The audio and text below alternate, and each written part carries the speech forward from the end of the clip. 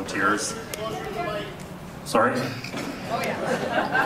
It was a test. My name is Jeff McIntyre. I'm chair of the board of the Greater Kitchener-Waterloo Chamber of Commerce, and on behalf of the staff and the board of directors and all the volunteers, it's my pleasure to welcome you here this evening.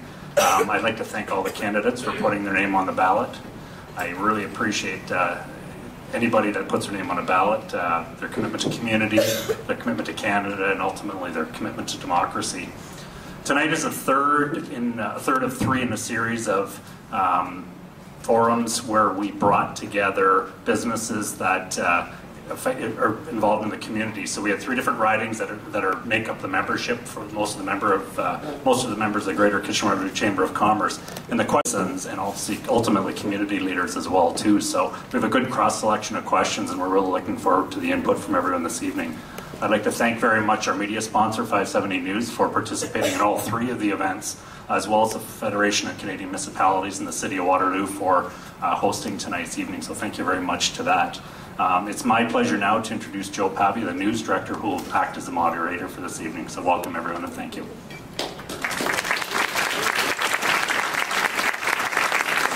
Good evening, everyone. Thank you so much for coming out and witnessing democracy. Gotta love voting, eh? Thank you. Did everyone bring their bathing suit, possibly for a dip later? We'll be here until about 8:30 and speaking to the candidates, asking questions. If there's an opportunity at the end of this debate, we will take some questions from the crowd. But once again, it all depends on the time. Now, I am pleased to be participating in this forum and all three forums, and just want to outline the format to you briefly for this event. They'll have a 2-minute introductory remark from each candidate, followed by questions in 3 priority areas that were identified by the Chamber of Commerce, and 1 priority area identified by our municipal partner in conjunction with their national association, the Federation of Canadian Municipalities. Now, those 4 portfolios, and the candidates were informed in advance of them, are the economy, healthcare, workforce development, and municipal infrastructure. And the questions will be asked in rotation, and the moderator reserves the right to terminate answers where appropriate. So here's an opportunity for you to cheer on your team, if you will. We will begin in order. Thank you all very much for being here tonight. It's great to be in a room and a community filled with a strong entrepreneurial spirit. And I'd like to start off by saying that I have a special connection to small business, being that at the bank where I work, I deal with all of our small business customers. I absolutely love the excitement of helping a business owner launch a new venture, or helping business owners expand their businesses to take their dream to the next level of success. Entrepreneurial spirit is entrenched and has built this community. We see evidence in names like Home Hardware, Kaufman, Research in Motion, and even newer examples like Seven Shores Cafe in Uptown Waterloo and the Princess Cinemas. Being home to all of these success stories, we need to make sure that the region continues to be the place where people want to do business and invest. I believe that this is determined by many different things, but certainly by access to health services, improved infrastructure, and an overall climate that supports business growth. The NDP has these solutions, and we will outline them this evening by focusing on many of the priorities, and I believe that we have the solution that business and this region is looking for, and I look forward to discussing.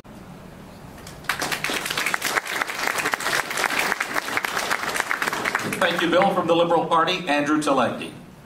Thank you very much, and thank you all for being here. I kind of wish that, in the name of democracy, we would have had the other candidates here as well. Thank you.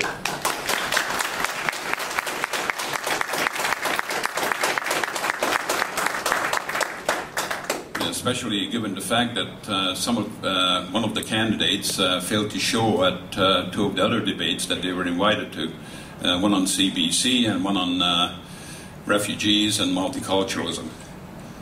Now, having said that, it really is a great occasion to talk about what it means in our community to have business flourish. I met a fair number of you, I guess about a decade ago, when we were dealing with the bank mergers. I served on that task force, and on that task force we said no to the bank mergers. And we also said no to sale of insurance from the bank branches. And I wrote a chapter on insurance. And I worked on it for a year, spending a lot of weekends in Ottawa and across the country. And I did that because insurance is very important to us, and businesses are very important to us.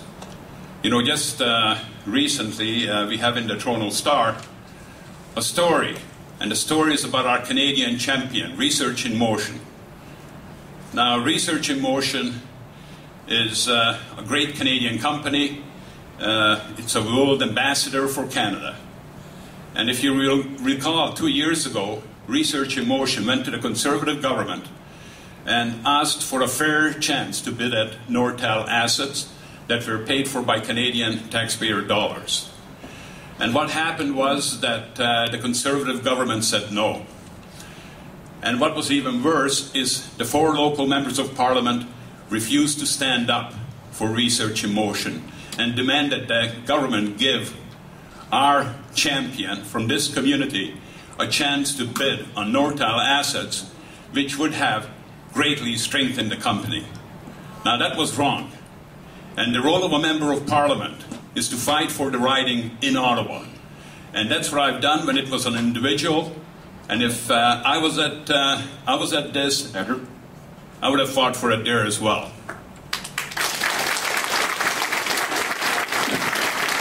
Party candidate Patty McClellan. Kathy McClellan, I'm so sorry. Sorry.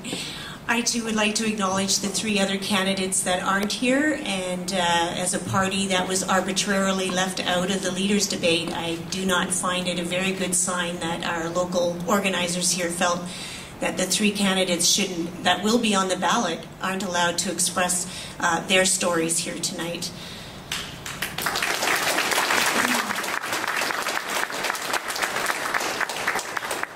We're in the midst of an exciting election campaign here in KW. We're having this election because there's a sorry lack of leadership in Ottawa. I look forward to sharing the Green vision for Canada with you tonight. I'm a candidate with the Green Party because none of the other parties are facing the realities of the world today. And this includes the end of cheap energy, which has been the basis of our economic growth for the last 50 years. The depletion of key natural resources. An internet-connected world changes how we do business. And the rise and shift of economic power towards India, China, Brazil, and Russia changes things also and needs to be addressed. As a mom, a businesswoman, and community volunteer, I know what it is to make change happen, and I know Canadians want change, and they feel in their gut that something is wrong. We all want the same things. We want a clean, green, stable economy. We want healthy, vibrant, resilient communities. We want honesty and integrity in our elected representatives. Here in KW, we have a history of economic and technological innovation. We have a proud record of social justice and respect for the environment, and we rightly expect politicians to adhere to the highest standards of honesty and fairness. Green Vision, that's this document. It's almost 200 pages long, and it has been around for years. We don't change how we would help Canada by tweaking it every election campaign. It is the same. I look forward to sharing with you what is in this vision for Canada tonight. Thank you very much, Joe, and good evening and welcome, everyone. I always certainly appreciate the opportunity to address the greater Kitchener-Waterloo Chamber of Commerce. Unfortunately, this time, it's because of an unnecessary election during a fragile economic recovery. The Conservative government has a strong record on the economy. Since taking office in 2006, we have consistently lowered taxes, and the average Canadian family is already paying $3,000 less in taxes every year. Not so with the Liberal plan. 2 years ago, Michael Ignatieff unveiled his high tax agenda, telling an audience right here in Kitchener-Waterloo that he would have to raise taxes. And now Mr. Ignatieff is calling for a $6 billion tax increase on job-creating businesses. Our government has a plan to create an environment that will promote economic growth and keep Canada moving forward. Initiatives such as the hiring credit for small business, which will provide a one-time credit on EI premiums of up to $1,000. Initiatives such as our plan to reduce the deficit 1 year earlier than anticipated. And these are just some of the many business supports included in the federal budget, a budget that was unfortunately rejected by the coalition parties. We know that providing incentives to business to hire new employees creates jobs and promotes economic growth. That's my number one priority. By contrast, Michael Ignatieff's high tax agenda will kill jobs and set families back. On May 2nd, the choice is clear. Thank you. First topic we're going to focus on is municipal infrastructure. And many observers have said our cities and communities are the engines of economic growth in this country, attracting employers and jobs. Yet our municipalities collect just 8 cents of every tax dollar paid in this country. The question to you we will begin with Andrew Telegdi. What is your party's plan to build the strong cities and communities Canada needs to maintain a high quality of life and compete globally? Andrew Telegdi. Thank you. We're the tax to municipalities, and we're the ones who started infrastructure programs working with municipalities. We also are the ones that have a transportation strategy put in place. But overall, I think what we have to revisit, because this is really important, at the municipal level, you're assessed on the value of your house, not on your income. So a lot of people are having real difficult time making ends meet and paying their taxes, paying their water rates. I think we need a new partnership. Instead of going 1/3, 1/3, 1/3, the senior levels of government are going to have to pick up a bigger portion of the cost because they're getting money from a progressive tax base. And same with the province. And I think the municipalities, we should be lowering it.